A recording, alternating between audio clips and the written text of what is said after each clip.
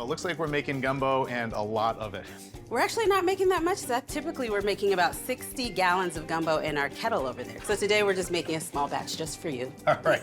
Well, when I walked in, I thought that was a hot tub. So Don't get in there, Seth. Don't do it. I am impressed. And I know there's a lot of different ways to make gumbo. So what makes this one unique? This is a chicken and beef sausage gumbo, but we actually add smoked ground shrimp in it, which is a bit of a nod to my West African roots. And the reason is we are trying to keep this as close to what West Africans were trying to recreate as enslaved Africans in the United States. So what that means is we don't have the French influence. We actually are not going to start with a roux at all, and we're going to use okra and sassafras to thicken our gumbo. And I know there are a lot of haters on okra, Yeah. but I personally love it. I love okra too. So gumbo actually translates into okra in Yoruba. So okra is such an important part to gumbo. So we're gonna start with the Holy Trinity. We're gonna saute this first.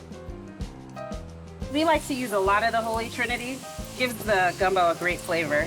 And where does this recipe come from, Toyin? So this recipe is partially a recipe that I got from my mom, but honestly, being half Nigerian, I kind of made a mashup of a little bit of what I know to be okra soup and then a little bit of what I know to be gumbo. I let my taste buds guide me, but and the ancestors, of course, right? Well, I know gumbo is very personal for a lot of people, so. Yeah, it is. And sometimes people get into fights over what should be in gumbo. Like these tomatoes right here. You know, I know I'm gonna get some backlash over these tomatoes. Man. So Seth, the next thing is gonna be the spices. So this is a mixture of all the spices that we use in our gumbo. It also includes some of the ground smoked shrimp. So in this spice mix, is there some actual spice, some heat? Oh, there's definitely some heat in this dish, yeah. So I'm gonna go ahead and put this in there as well.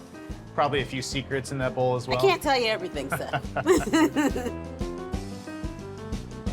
So we're just gonna mix this in. All right, so we're gonna go ahead and add our tomatoes. The controversial The tomatoes? controversial tomatoes. We're gonna put them all in there. I'm not gonna complain. Really a small amount.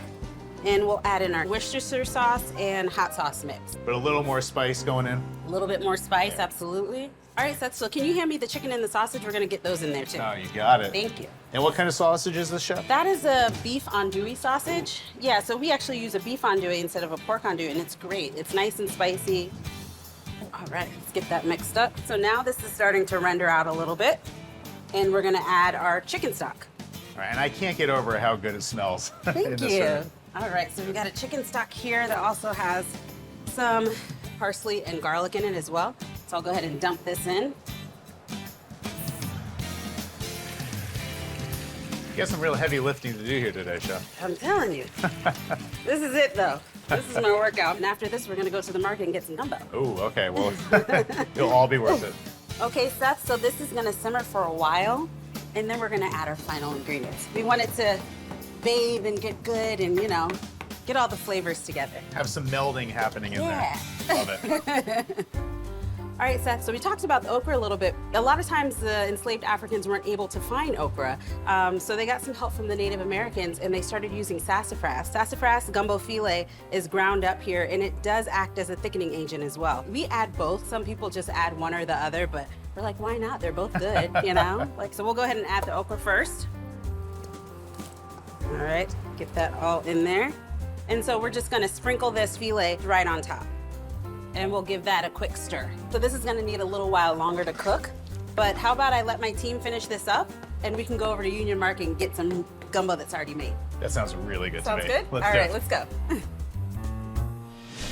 All right, Toyin, I got my spork all ready to go. This looks incredible. Can't wait to try it.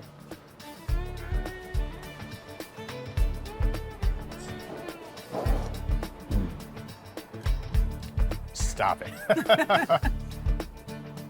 That is hearty. That is smoky.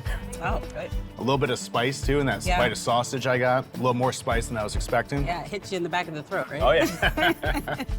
That is just a wonderfully comforting, delicious bowl of gumbo Thank right you. there. I'm glad you like it. And you know, the tomatoes, you get a little bit of that acidity as well, maybe a little more acidity than I'm used to from gumbo. Yeah, just a little bit. We're always trying to keep this dish as historically accurate as possible. So tomatoes and okra were harvested at the same time. So it was natural that when enslaved Africans were making gumbo, they put tomatoes and okra in their gumbo. Now, I know that it's a controversy and a lot of people don't like to hear that, but we add a few in there just to add a little bit of flavor and give a nod to history. And speaking of okra, you know, Yeah, it might be a little slimy, but I love it. And I like that there's just a big old piece of it right here at the top. I'm just gonna go ahead and eat that. Yeah, enjoy. I mean, there's a reason why we keep the okra whole. I love it. I think it's awesome. But you know, for our customers that aren't big fans of okra, we like to keep it whole, and it's easy to put it out of the dish. So Absolutely. you pull it right out. It's, It doesn't. It's even doesn't make easier it when you slimy. pull it out and you just eat it. Exactly.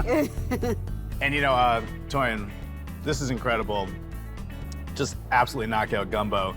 But I've been eyeing this bread pudding the whole time we've been sitting Flour down. called pudding. I can't leave without giving a little taste. Gotta try that one. What can I look forward to here? So what's awesome about our bread pudding is there's no nuts, no raisins, no cinnamon. Everybody who has issues with bread pudding, they don't like soggy bread, they don't like raisins, they don't like cinnamon. We eliminated all of that, and we're just making it incredibly simple. So if you like butter, if you like sugar, and you like bread, then you're gonna love our bread pudding. And bourbon, of course. Of course, a little bit of bourbon. There's something to be said for just playing the hits. Hey, Seth here. If you want to discover more of the incredible restaurants in the DMV, hit subscribe. Thanks for watching Signature Dish.